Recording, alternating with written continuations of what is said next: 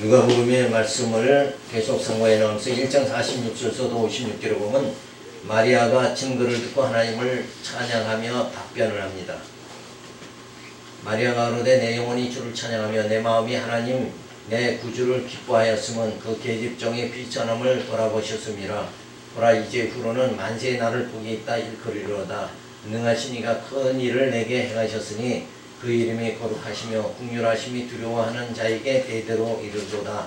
그의 팔로 힘을 보이사 마음의 생각에 교만한 자를 흩으셨고 권세 있는 자를 그 위에서 내리치셨으며 비천한 자를 높이셨고 줄이는 자를 좋은 곳으로 배불리셨으며 부자를 공수로 보내셨도다. 그중 이스라엘을 도우사 긍휼히 여기시고 기억하시되 우리 조상에게 말씀하신 것 같이 아브라함과 및 그 자손에게 영원히 하시리로다 하니라. 마리아가 석 달쯤 함께 있다가 집으로 돌아가니라.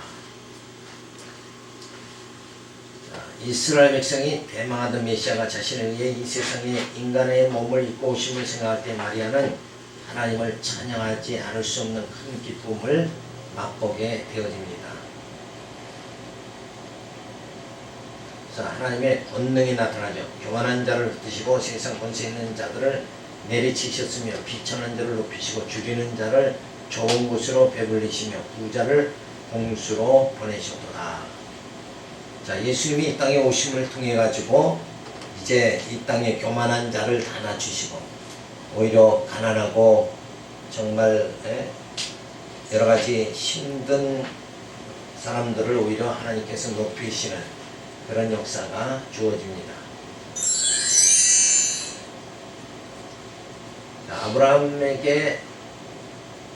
아브라함과 다윗의 세계라고 했죠. 바로 아브라함과 다윗과 예수 그리스도의 세계다. 그러니까 예수님은 바로 아브라함의 후손, 약속대로, 선지의 약속대로 아브라함의 후손, 다윗의 후손에서 예수님이 오시는 거예요. 그러니까 어떤 우연한 사건이 아니라 예수님이 이 땅에 오신 것은 하나님의 약속대로 이 땅에 오신 것이다. 그걸 갖다가 말을 해주겠죠. 그래서 예수님이 이 땅에 오신 건 하나님의 그 언약대로 이 땅에 오신 거예요. 그래서 하나님의 언약이 그대로 성취되어지는 거죠. 그러니까 정말 하나님께서 선지자를 통해 가지고 메시아를 보내주겠다 한 그 약속이 그대로 예수님이 이 땅에 오심으로 인해서 성취되어지는 거예요. 자, 이런 사실을 봤을 때 우리는 바로 이 땅에 오신 예수님이 하나님의 아들이요 우리의 구속주가 틀림이 없다. 그런 것을 우리가 알 수가 있는 거죠. 그래서 예수를 믿는 것은 바로 우리로 하여금 하나님께서 언약대로 우리를 구원해 주시는 하나님의 그 언약이 성취되는 사건임을 우리에게 보여주십니다. 그래서 예수님은 그 이름이 거룩하시며 긍휼하심이 두려워하는 자에게 대대로 이르는도다. 그러니까 하나님의 그 사랑이 하나님의 은혜가 예수 그리스도를 통해서 우리에게 이어지는 거예요. 그러니까 이 땅에 그 어떤 이름으로라도 바로 하나님의 사랑과 은혜가 이어질 수 없는데 누구를 통해서? 약속대로 오신 메시아를 통해서 예수의 이름으로만 우리가 구원에 이르게 되어진다. 하나님의 사랑과 은혜를 힘있게 되어진다는 것을 말해주고 있어요. 그래서 교만한 자를 흩으셨고 권세 있는 자를 내리치셨으며 비천한 자를 높이시며 줄이는 자를 배분하셨으며 부자를 공수로 보내셨도다. 그래서 메시아가 이 땅에 오심으로 인해서 가난한 자들에게 복음을 전해지는 놀라운 역사가 주어지는 거죠. 그래서 이 땅에서는 그저 돈 없는 자, 또 이름 없는 자, 이름 없다고 명예가 없다고 멸시당하고 천대받는다 할지라도 하나님께서는 어때요? 그들을 다 예수 이름을 영접하는 자를 다 높여주신다. 그러니까 하나님 나라에는 공평한 나라가 되어지는 거예요. 그래서 우리는 그의 나라, 그의 의를 구하는 그것만이 우리에게 참 심령의 평안이 주어지죠. 이 땅은 인간 왕이 다스리는 이 땅은 늘 공평치 못한 거예요. 그런데 영원한 왕 되신 예수님이 다스리는 그 나라는 정말 평강의 나라고 그 나라는 안식의 땅이다. 그런 것을 우리가 알 수가 있어요. 그래서 이 땅에서의 모든 서름과 핍박과 고통 이런 것은 뭐예요? 그의 나라에 들어감으로 인해서 모든 것이 해소가 되죠. 이스라엘을 도우사 국리를 이루시며 우리 조상에게 마침한 것 같이 아브라함과 그 자손에게 영원히 하시리라. 그래서 아브라함에게 하나님이 약속한 것이 내 위가 영원하리라 하시는 그 약속이 누구를 통해서? 메시아를 통해서 이루어지는 거예요. 그래서 오늘 우리가 예수와 한 몸이 됐죠. 예수의 지체가 된 우리에게는 그 하나님의 영광이 영원하게 되어진다. 그래서 하나님의 영광이 우리를 정말 영원히 그리고 떠나지 않게 되어진다.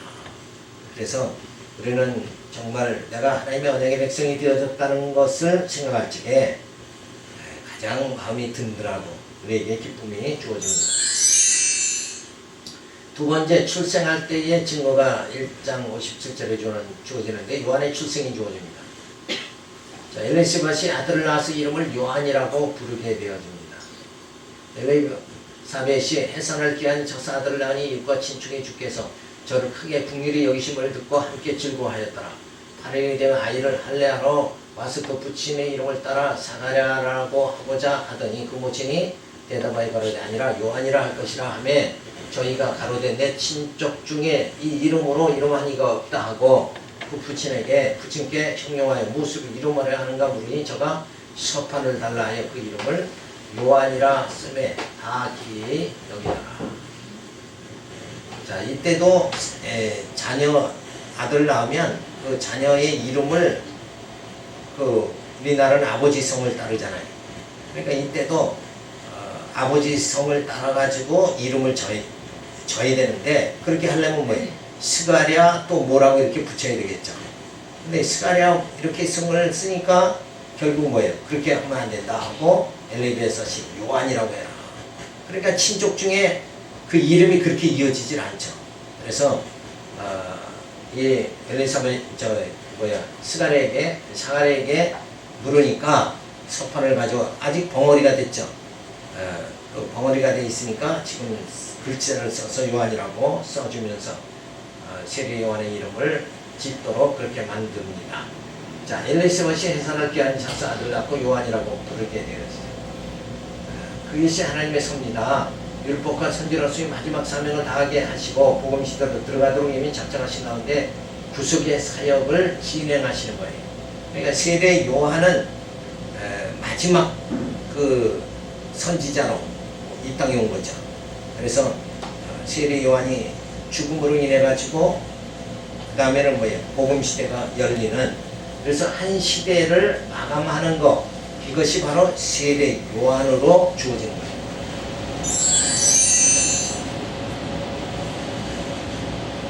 세례 요한의 출생, 그리고 예수님의 출생하죠.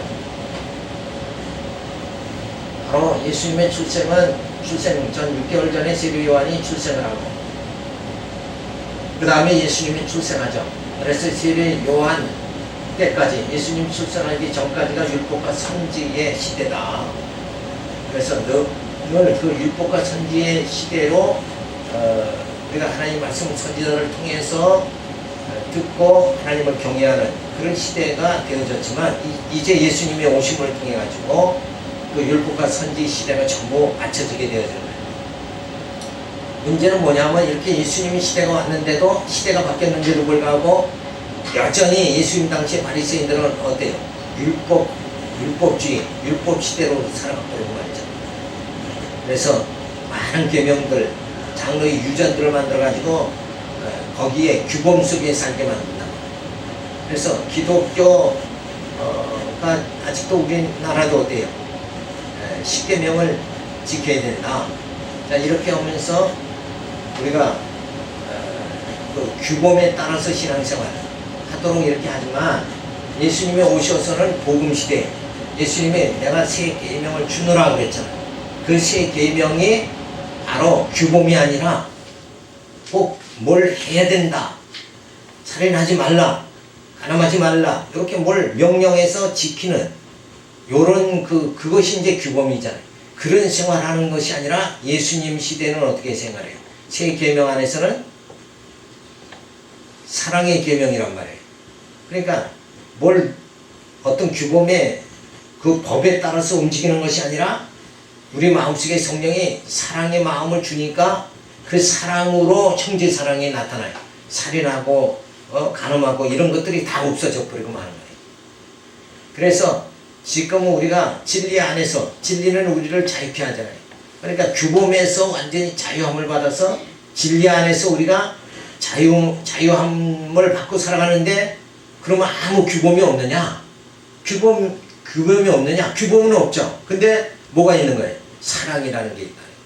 그래서 사랑으로 하는 것은 다 울리는 꽹과리와 같다. 그러니까 무엇을 하더라도 사랑이 기초가 되어야 된다. 그러니까 사랑으로 하지 않으면 다 뭐예요? 그건 외식주의자가 돼버리고 말는 거예요.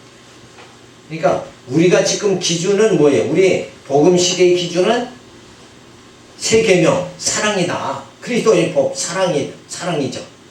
그리고 율법 시대에는 뭐예요? 규범에 따라서 움직인다. 그러니까 지금도 규범에 따라 움직이는 성도가 있고, 진짜 스스로 자원해서 사랑으로 교회를 사랑하고 연보를 하고, 다 이게 사랑이 기초가 돼서 나오는 거예요. 사랑하지 않으면 연보가 제대로 될 수가 없는 거예요. 사랑에 기초된 연보, 사랑에 기초된 출석, 이것이 바로 복음시대의 성도의 모습이다. 근데 이거 출석 안식일을 지켜야 된다, 주일 성수해야 된다, 이래가지고 하면 그건 여전히 지금 뭐예요? 율법시대의 성도로 남아있는 거다. 그러니까 그걸 완전히 전환해야 돼요. 그러니까 이제는 진짜 우리가 규범은 부자유한 거죠. 근데 우리는 예수 안에서 자유한 자가 됐잖아요. 진리 안에서 자유한 자 됐는데, 그렇다고 방종을 하느냐, 나 하고 싶은 대로 하느냐, 그게 아니라 사랑하니까 하게 되어진다. 그러니까 사랑이 없으면 우리도 완전히 나태와 방종으로 빠져버리고 마는 거죠. 그래서 규범이냐 사랑이냐, 우리는 어떤 걸로 해요? 사랑으로 행하는 거다. 이게 사랑. 그래서 규범보다 더 강력한 게 뭐예요? 사랑이 더 강력한 거다. 이게. 그래서 사도 바울은 그러죠. 나를 정말 칼이나 기근이나 그 무엇이라도 나를 그리스도의 사랑해서 나를 끊을 자가 없다. 그러니까 사도 바울이 복음을 그냥 그 핍박받으면서 복음을 전한 건 규범에 따라 전하는 것이 아니라 해야 된다 그래서 전한 게 아니라 사랑으로 전한 거다. 사랑이 원동력이 돼서 전한 거다. 그래서 세례 요한까지가 규범적인 신앙생활이고, 예수님 오신 이후에는 어떻게 돼요? 사랑으로 우리의 행동의 기초가 뭐예요? 사랑이 되어져야 된다. 그래서 복음 시대가 열리게 되어집니다. 그래서 엘리사벳이 기한이 차서 요한을 낳죠. 그때의 이름을 요한이라고 말하니까 사람들이 이상하다. 그러니까 사를 통해서 아버지가 그러면 말을 해봐라. 그래가지고 이 서판을 가져다 보니까 요한이라고 그렇게 기록을 해서 바로 이때 나온 세례 요한의 이름이 기록이 되게 되어지는 거죠. 그래서 율법과 선지의 마지막 대표자로 온 세례 요한이 예수님 복음 시대를 열어가는 준비를 하게 되어집니다. 그러니까 결국은 세례 요한은 그가 말한 듯이 나는 내 뒤에 오시는 이의 힘들매도 내가 감당치 못한다. 그러니까 결국 세례 요한은 예수의 복음 시대를 열어가는, 준비하는, 백성들의 마음을 정말 예수에게 돌이키게 하는 그 사명을 가지고 메시아가 세례 요한이 왔다 하는 것을 우리가 알 수가 있는 거죠. 그래서 이 율법이라는 것은 결국은 뭐예요? 복음으로 인도하는 몽학 선생이다 하는 게, 세례 요한도 결국은 뭐예요? 백성의 마음들을 예수에게로 향하게 하는 그런 사명 가지고 온 것 마찬가지로, 결국은 율법이라는 것은 예수에게로 인도하는 그런 귀한 사명을 감당하게 됩니다.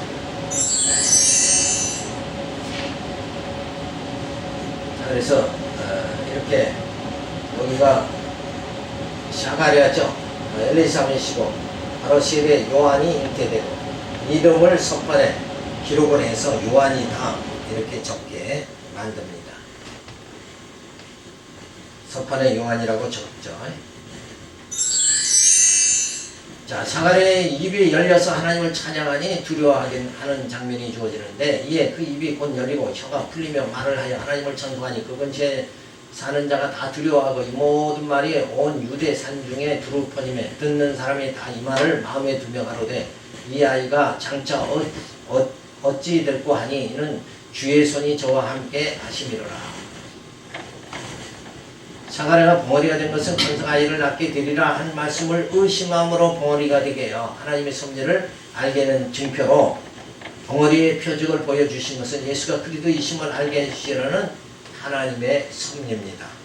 아, 그때 사가랴가 벙어리가 됐었지 하고 기억하게 되면, 그때 벙어리가 됐을 때 정말 세례 요한이 출생하게 되고 그 후에 6개월 후에 예수님이 오셨다.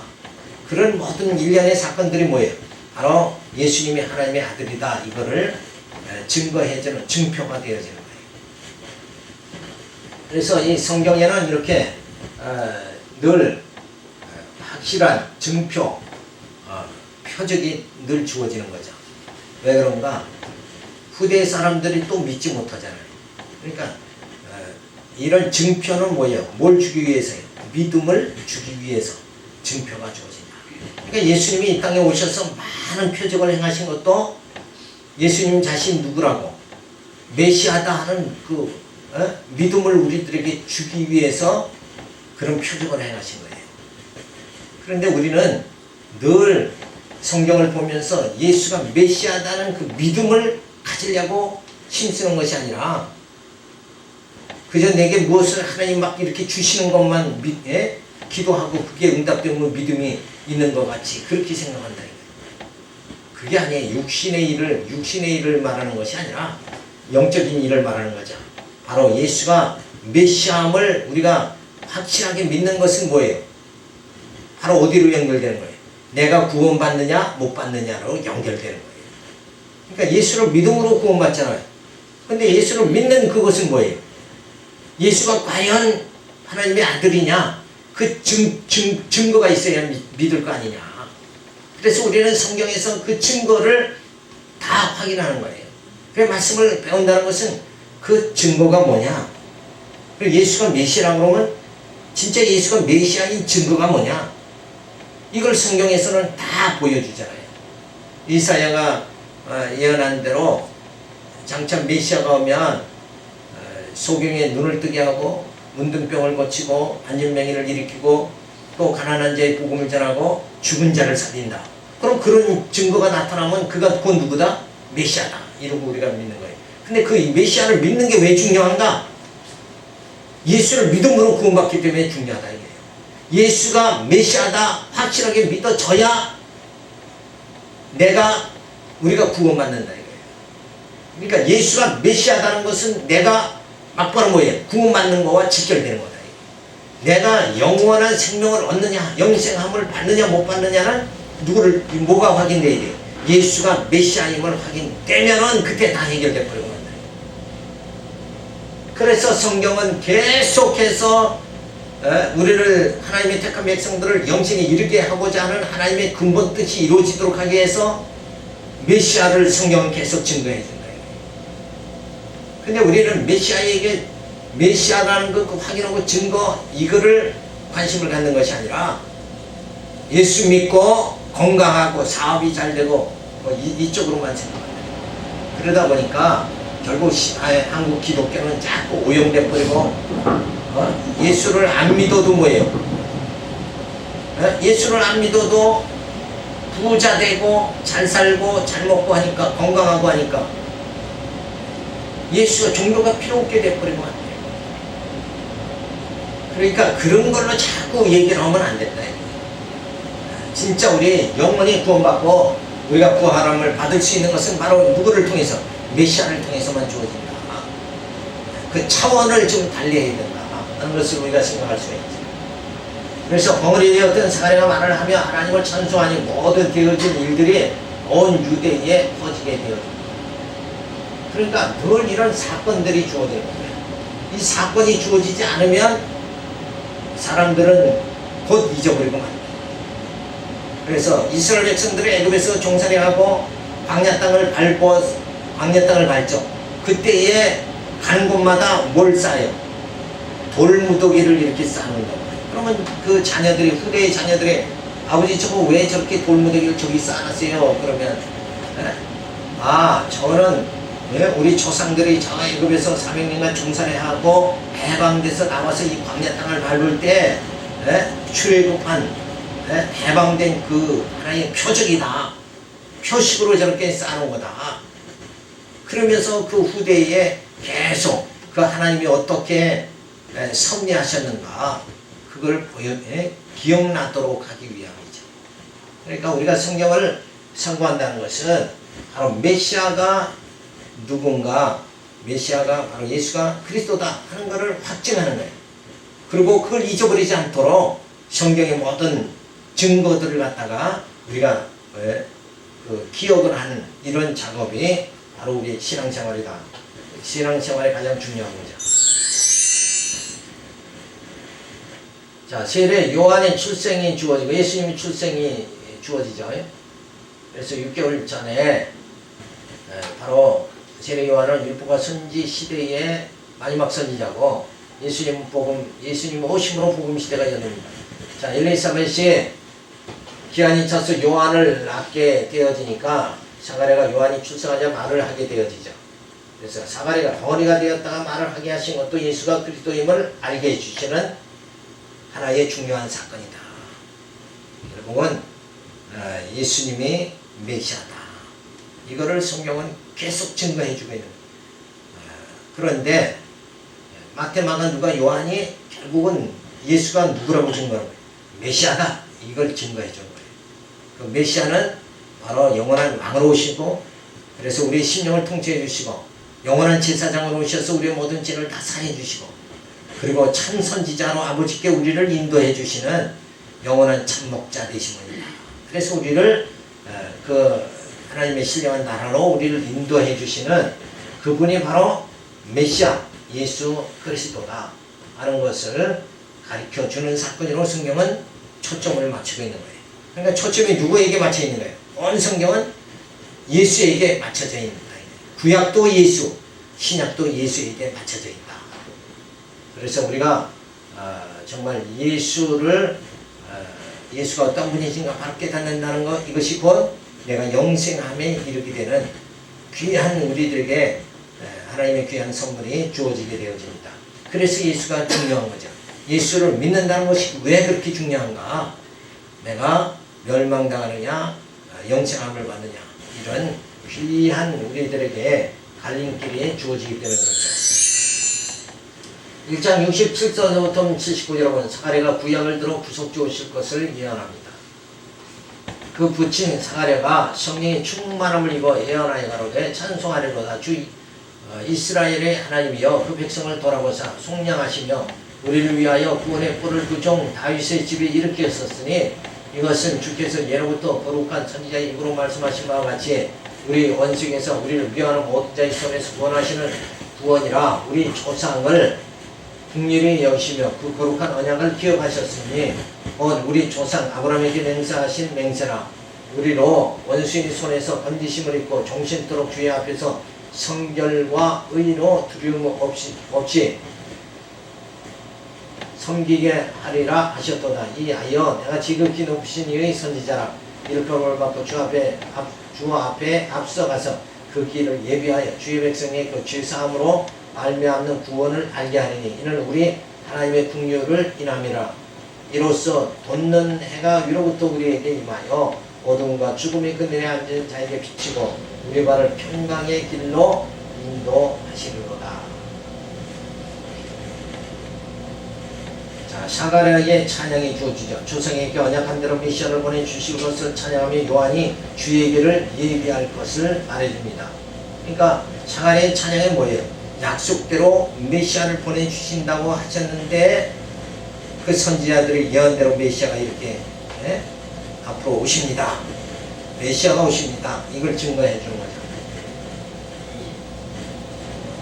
메시아 오심으로 죄사함으로 구원을 얻게 하신 메시아가 오신 것을 찬양하게 되었습니다. 자, 그러니까 이 장면은, 사가랴의 이 장면은 뭐와 같으냐면 다윗이 이삭을 낳고 선지의 약속대로 이삭을 낳게 되어지죠. 그래서 하나님의 약속은 그대로 이루어진다. 이걸 아브라함이 이삭을 낳는 걸 보고 확증이 되잖아요. 그러니까 사가랴도 뭐예요? 세례 요한이 약속대로 낳는 걸 보니까 곧 누가 온다? 메시아가 온다 라고 사가랴가 믿게 되어지는 거예요. 이게 다 동일한 사건들이에요.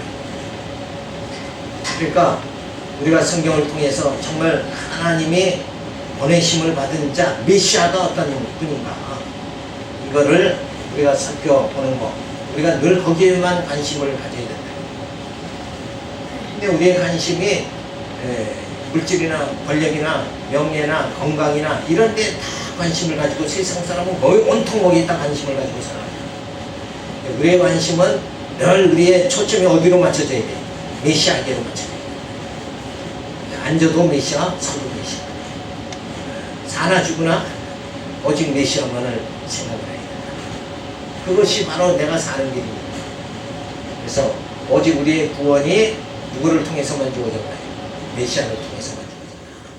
그래서 예수 이름을 부르는 자만 구원을 받는다는 하나님의 약속 때문에 그렇다. 그래서 하나님의 약속이 있으니까 그 약속대로 살아가는 자는 반드시 뭐예요? 구원함을 받는다. 그래서 우리는 약속의 자녀다. 근데 이 땅의 약속을, 하나님의 언약을 모르는 사람이 얼마나 많으냐. 교회를 다녀도 하나님의 언약이 얼마나 중요한지 모른다. 그래서 지도자가 필요한 거예요. 그걸 강조, 액센트를 해줘야죠. 하나님의 언약. 나는 아무 벌 빌 일 없잖아요, 사실. 인간은 뭐 그냥 어느 한 구덩이에서 살다 그냥 죽으면 그냥 끝나버리잖아요. 그런데 그런 하잘것없는 위치에 우리가 누구나 살아가지만 거기서 갇힌 건 뭐예요? 밭에 감추인 보화, 바로 메시아를 우리가 발견했다는 거죠. 밭에 감추인 보화를 발견한 건 얼마나 그게 정말 귀한 겁니까? 이 험악한 세상 속에서 밭에 감추어진 보화 대신 예수를 우리가 발견했다. 그 예수를 발견했다는 이 사실 자체가 뭐예요? 우리가 구원받을 수 있는 귀한 그런 하나님의 은혜를 받게 되어졌다는 거죠.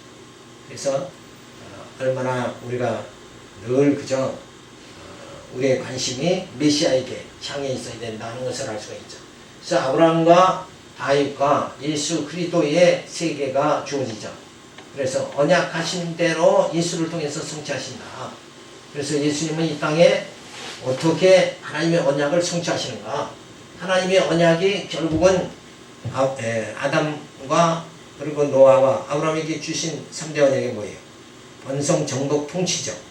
그런데 그 번성, 정복, 통치가 결국은 뭐예요? 메시아를 통해서 성취되는데 그 번성, 정복, 통치의 신령한 복이 우리들에게 그대로 성취되기 위해서는 바로 예수님이 오셔서 첫 번째 영원한 제사장으로, 죄라는 것은 그 사망에 처하는 거죠. 사망에 처하면 뭐의 언약이 틀려져 버리는 거예요? 번성의 언약이 틀려져 버리냐. 그러니까 예수님을 제사장으로 보내신 건 우리로 하여금 죄에서 해방함을 받고 저주에서 벗어나서, 사망에서 벗어나서 우리를 어떻게 한다는 거예요? 하나님 백성으로 번성하게 한다는 거예요. 번성. 그러니까 하나님의 약속이 이루어지려면 예수님은 반드시 뭘로 오셔야 돼요? 영원한 제사장으로 반드시 오셔야 돼요. 왜? 우리의 힘으로는, 나의 힘으로는 내 스스로의 죄를 해결하지 못하지 않냐 이거예요. 그러니까 예수님이 오셔서 내 죄를 해결해 줘야 나는 하나님의 자녀로 번성하게 된다. 하나님의 백성으로 번성하게 된다. 그러니까 예수님이 오셔서 하나님의 번성의 언약을 성취하시는 거예요. 그래서 예수님은 또 영원한 왕으로 오셨죠. 그래서 하나님 뜻대로 내 심령을 통치해 주심으로 인해서 정말 그 하나님의 나라로 들어갈 수 있도록, 그 땅을 정복할 수 있도록 만든다. 이게 주님이 인도하지 않으면 나는 천국을 정복할 수가 없잖아요. 그러니까 두 번째 언약도 예수님이 영원한 왕으로 오셔야 정복. 왕은 뭐예요? 옛날 왕은 전쟁을 해가지고 정복하는 거 아니냐. 그러니까 천국을 정복하려면 예수님이 나는 천국을 정복할 수 없으니까 누가 와야 돼? 메시아가 오셔서 왕으로 오셔서 내 신령을 통치해가지고 천국을 정복할 수 있도록 이렇게 해주셔야 된다. 그리고 예수님은 참 선지자로 이 땅에 오셨죠. 그래서 정말 하나님을 경외하고 영원히 하나님을 찬양하고 살아갈 수 있도록 그런 정말 하나님의 그 통치 영역 하에서 살아갈 수 있도록 우리를 인도해 주신다. 그런 참 목자가 누구예요? 바로 예수님이시다. 그래서 예수님 오심으로 인해서 하나님의 그 언약, 신령한 3대 복, 그것이 번성 정복 통치의 언약이 결국 예수님이 영원한 제사장 왕 참 선지자로 오셔서 그 3대 축복을 그대로 성취해버린다. 이렇게 우리가 살펴보면 성경이 얼마나 정말 사람의 지혜로 되어지는 것이 아니라 하늘의 지혜로 되어지는 거예요. 얼마나 기가 막히냐. 그래서 이런 성경을 통해서 이런 정말 말씀을 갖다가 자세히 우리가 살펴보면 살펴볼수록 불송이같이 답니다. 정말 예수님은 하나님의 창세기에서 노아에게 아담에게 번성 정복 통치의 축복 3대 축복을 해주셨는데 그대로 예수가 오셔서 그걸 다 성취해버리죠. 예수님 영원한 왕으로 정말 영원한 제사장으로 참 선지자로 오셔서 그 하나님의 언약을 그대로 다 성취하신다. 그래서 우리로 하여금 뭐예요? 그 하나님의 신령한 나라에 들어가서 영생함을 누리면서 살게. 그래서 번성 정복 통치의 온전한 그 언약 복을 우리가 다 누릴 수 있도록 그렇게 예수님이 다 성취해 주신다. 그래서 우리가 예수와 함께 죽고 예수와 함께 사는 이 역사가 주어지게 되어집니다. 그래서 내 죄를 사해 주시고 내 심령을 통치해 주시고 진리로 아버지께로 인도해 주셔서 영원한 정말 하나님의 사랑 가운데 우리가 사랑의 그 통치 가운데 살아갈 수 있도록 우리를 인도해 주시다. 그래서 어두움과 죽음의 그늘에 앉은 자에게 비치고 우리의 발을 평강의 길로 인도하시는 그리스도이시다. 예수님은 바로 어둠과 죽음의 그늘에 앉은 자, 우리 다 멸망한 자들인데 죄 가운데 어둠 가운데 있던 우리를 우리에게 빛을 진리의 빛을 비춰 주셔가지고 우리를 어둠에서 뭐예요? 다 벗어나게 어둠의 종이 되지 않고 이제는 뭐예요? 빛의 종이 되고 의의 종이 되도록 이렇게 다 완전히 인생 역전시켜 주시는 분이 누구다? 바로 메시아다 하는 것을 말해줍니다. 그래서 저주의 몸에서 신령한 몸으로 거듭나고 중생하여 그리스도에게서 새로운 피조물이 되어 머리 대신 그리스도의 지체로 하나님을 경외하게 만들어 주시는 거예요. 그래서 전에는 죄의 몸이었지만 이제는 뭐 예수 안에서 이제는 새로운 새 사람이 되도록 만들어 주신다. 그래서 전에는 썩어질 몸을 갖고 있었지만 이제는 썩지 아니할 몸을 힘있게 그렇게 만들어 주신다. 이것이 기독교입니다. 부활의 종교가 기독교인데 예수를 믿으면 부활을 믿어야 되는데 예수 믿으면은 육신이 사업이 잘 되고 건강하고 그렇게 그쪽으로만 삼박적 구원이를 자꾸 생각하면 어떡하냐. 그러니까 어떤 지도자를 말씀을 바르게 해석할 수 있는 지도자를 만난다는 게 뭐예요? 그게 복인 거예요. 근데 그걸 깨닫기가 어렵죠. 자, 1장 80절에 보면 마리아가 증거를 듣고 하나님을 찬양하며 답변을 합니다. 아이가 자라며 심령이 강하여지며 이스라엘에게 나타나는 날까지 빈들에 있으니라. 자, 빈들에 있다는 거. 이것도 구약 선지자들이 예언한 대로 광야에 외치는 자가 되는 것이 하나님의 섭리입으로 빈들에서 생활하게 되어진 것이니 예언과 성취는 사건을 보아서도 예수가 그리스도임을 증거해 줍니다. 세례의 요한이 태어나는데 그가 빈들에 거한다. 그래서 거기서 이제 광야에서 외치죠. 다 회개하라 하고 외치는데 그것이 바로 구약의 선지자들이 예언한 대로 동일한 사건이 주어져 예언대로 빈들에 거하면서 복음을 전한다. 자, 이것만 보더라도 예수님이 바로 메시아다. 예수가 그리스도임을 충분히 증거해 준다 라는 것을 조금 더 의심할 수가 없는 거예요. 그래서 예수를 내가 어떤 예수를 내 머릿속에 어떤 예수를 알고 믿느냐, 그저 내가 구하면 다 주시는 분 이렇게만 알고 구하느냐, 이거를 뭐예요? 완전히 무속신앙이다. 그러니까 이 땅의 모든 물질적인 육신적인 걸 다 예수님은 주시려고 이 땅에 그저 하나님의 나라, 육신적인 나라를 세우려고 하는 게 아니라 보이는 예루살렘 다 무너지게 하시고 보이지 않는 영원한 예루살렘을 우리에게 주시려고 하는 그런 그 하나님의 섭리를 우리가 깨달아야 된다.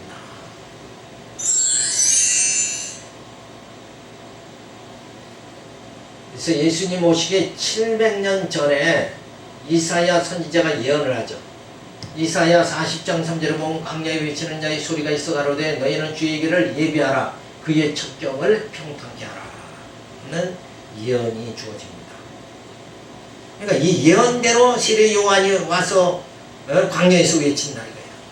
그러니까 이 세례 요한이 와서 광야에서 외치는 것만 보더라도 그걸 구약을 보면 선지자들이 예언한 대로 그대로 왔다. 그가 온 다음에 메시아가 온다.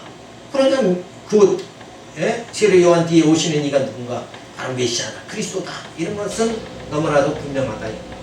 그래서 우리가 성경을 통해서 이런 성경은 이걸 계속 마태, 마가, 누가, 요한은 예수가 메시아이심을 계속 증거해주고 있는데 우리는 그 성경을 보면서 육신적인 복 받는 걸 갖다 생각하고 육체 뭐 구하는 거 구하면 하나님은 다 응답해 주신다.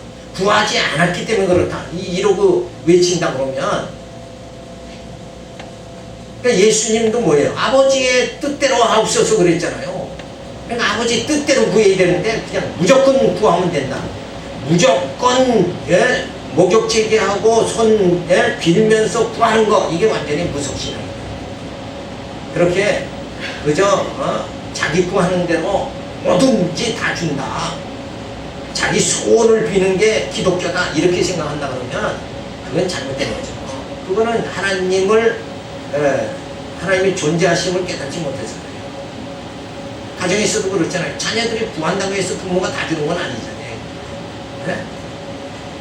그러니까 하나님께서 정말 구하는 것을 주시겠다 하는 것이 성경에 이미 다 기록되어 있는데 메시아를 구해야죠. 그럼 메시아를 통해서 우리를 영원한 하나님 나라로 인도해 주시겠다는, 그래서 메시아를 구해라, 메시아를 배척하지 말아야 된다. 근데 사람들은, 유대인들은 예수를 구하는 게 아니라 예수를 배척해버려서 저들은 정말 세계 만방에 흩어지는 그 저주를 받게 되어졌잖아요. 그러니까 우리가 구할 것이 무엇인가, 그걸 바로 깨닫게 만들어주는 겁니다. 자, 세례 요한이 출생을 합니다. 이사의 예언대로 세례 요한이 출생하고 그 다음에 뭐예요? 예수님이 출생하게 되어지죠. 세례 요한이 선지자 예언대로 빈들에 거하죠. 세례 요한이 출생하여 빈들에 거하는 것까지도 선지자들의 예언이 성취되는 것이니 예수가 그리스도임을 확증할 수 있는 것이다. 그래서 성경은 다 누구에게 초점을 맞춘 거예요? 메시아에게 초점을 맞추고 있다.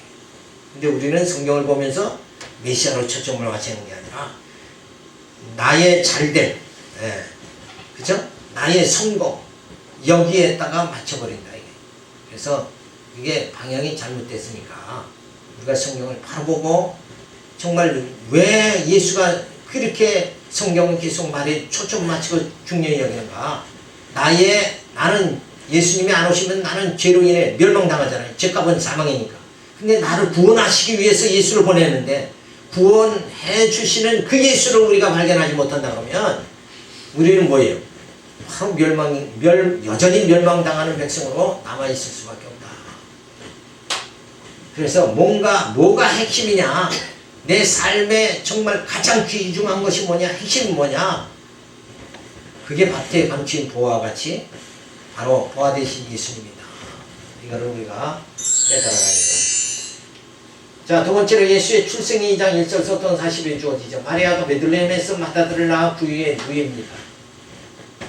이때에 가이사 아구스도가 영을 내려 천하로 다 호적하라 했으니 이 호적은 구레노가 수리아 총독되어서 첫 번 한 것이라 모든 사람이 호적하러 각각 고향으로 돌아가며 요셉도 다윗의 집 족속인 거로 갈릴리 나사렛 동네에서 유대를 향하여 베들레헴이라 하는 다윗의 동네를 정원한 마리아와 함께 호적하러 올라가니 마리아가 이미 잉태에 되었더라. 거기 있을 그때에 해산할 날이 쳐서 마다들을 낳아 강보를 싸서 부위에 누였으니 이는 사관에 있을 곳이 없음이로라.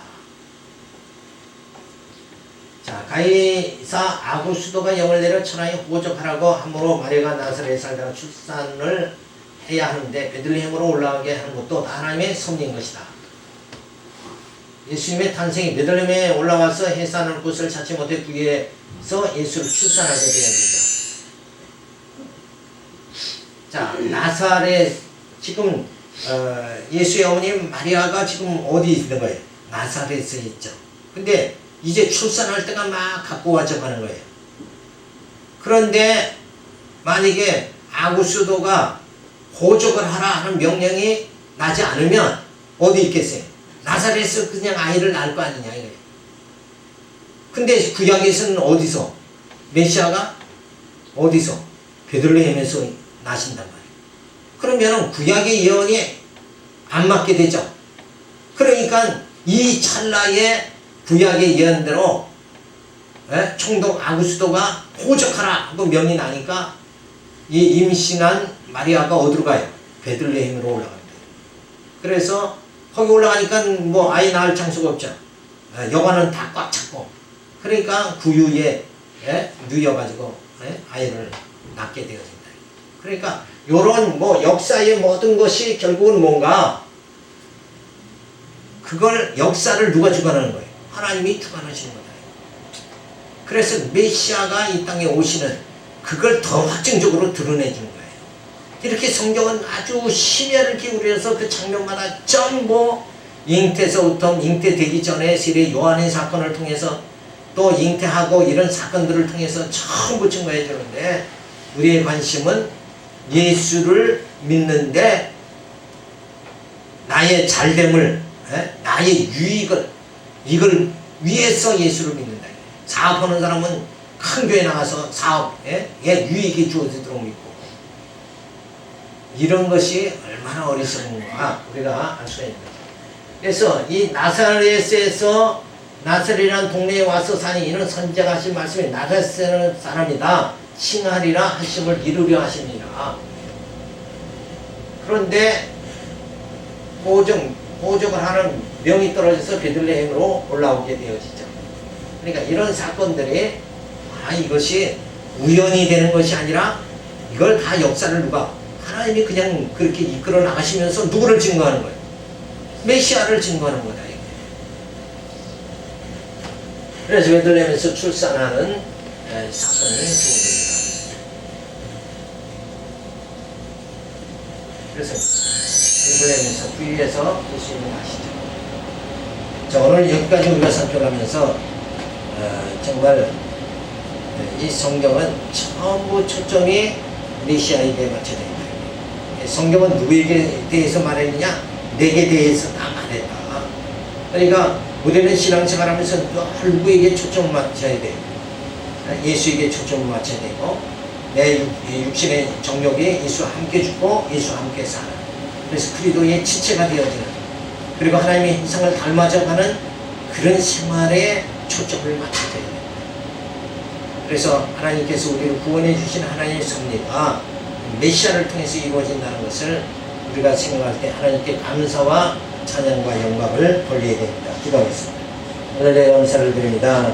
최신 귀한 말씀 가운데 정말 나 같은 죄인을 위해서 구원해 주시려고 메시아를 이 땅에 보내